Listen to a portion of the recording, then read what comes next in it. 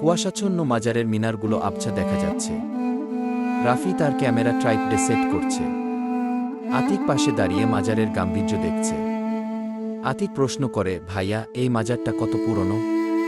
মানুষ কেন দূর দূরান্ত থেকে এখানে আসে? রাফি উত্তরে বলে, আতিক, হযরত শাহ হাবিবুল্লাহ ইয়ামেনী বহুদূর দেশ ইয়ামেন থেকে ইসলাম প্রচারের জন্য আমাদের এই শাহজাদপুরে এসেছিলেন।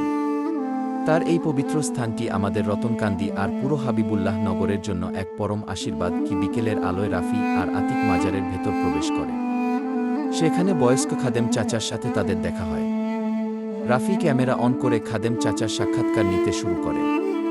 খাদেম চাচা বলতে থাকেন, বাবা, এই মাজারের নিচে কত যে অলৌকিক কাহিনী লুকিয়ে আছে।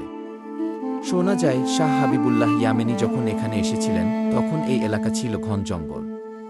তিনি তার আধ্যাত্মিক শক্তি দিয়ে এই জনপদকে অন্ধকার থেকে আলোর পথে এনেছিলেন। বহু বছর আগে এই গ্রামে একবার ভয়াবহ খরা হয়েছিল।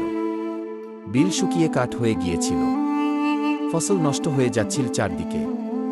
তখন পীর সাহেব আল্লাহর কাছে বিশেষ দোয়া করেছিলেন। অলৌকিকভাবে মাজারের পাশের পুকুরে পানি উপচে পড়েছিল এবং গ্রামের অভাব দূর হয়েছিল। সেই থেকে মানুষের বিশ্বাস, এই পবিত্র স্থানে কেউ ভক্তি নিয়ে আসলে তাকে খালি হাতে ফিরতে হয় না।